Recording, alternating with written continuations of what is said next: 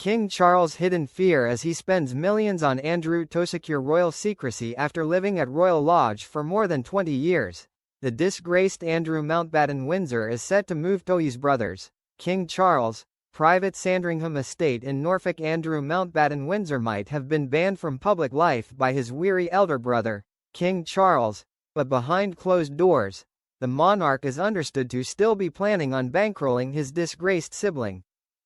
An expert has claimed that Charles is all too aware that this younger brother has spent his entire life in the lap of luxury, and that the monarch doesn't feel able to remove all the trappings of royal life for one crucial reason.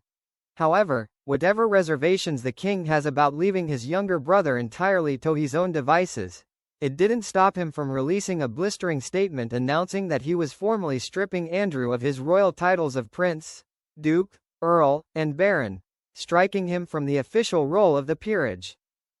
The palace also announced that Andrew had finally agreed to move out of his lavish current home of Royal Lodge. The bombshell statement saw King Charles and Queen Camilla reaffirm their support for victims of any and all forms of abuse and lay out that these censures against Andrew are deemed necessary, notwithstanding the fact that continues to deny the allegations against him. Prince William is said to have been a major player alongside his father, Charles, in finally taking such strong action against Andrew, with one expert telling the Mirror he helped with stiffening Charles' resolve.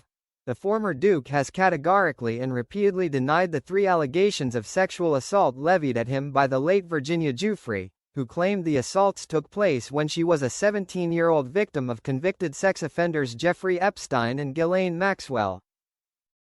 However, the controversy around Andrew is not limited to these allegations. His long-term friendship with Epstein and Maxwell has become a major source of public outcry, as have new allegations that have emerged recently.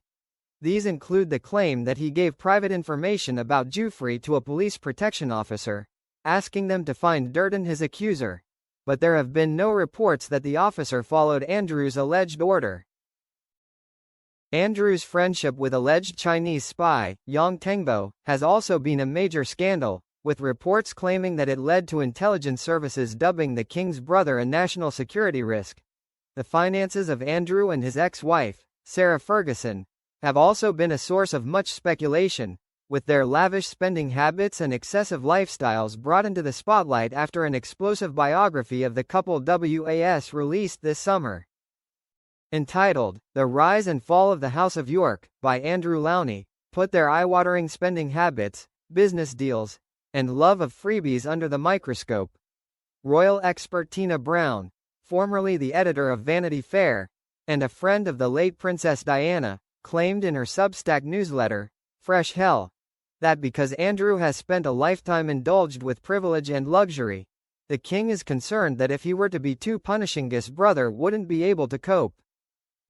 Without some creature comforts assured, the expert wrote, Andrew could even consider selling his secrets to the highest bidder.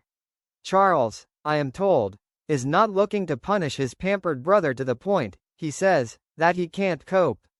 If Charles were not to pay his brother's bills and ensure a certain level of comfort, Andrew would have only his secrets to sell, the expert pennied in the newsletter. She added that the king is more aware than anyone that Andrew has been served all his life by a cook, a butler, and a valet who used to accompany him on foreign trade trips, lugging a 6-foot-long ironing board through the lobby of 5-star hotels. Whilst it has not been confirmed by Buckingham Palace which home on the vast Norfolk estate Andrew will be occupying, some reports have speculated that his father's, Prince Philip, former home of Wood Farm could be contender. Sandringham is a massive 20,000-acre estate, 600 acres of which is royal parkland, and contains 150 properties inside it. The estate was bought by a member of the royal family back in 1862, Albert, Prince of Wales, who became Edward VII when he later took the throne, as a country retreat. It has since passed down from monarch to monarch, and so Charles owns it privately, and it is not one of the many royal residences owned by the Crown Estate. The late Queen opened it up to the public in the 1970s, so it is now possible to visit, and it is where the royal family gathers each year for Christmas.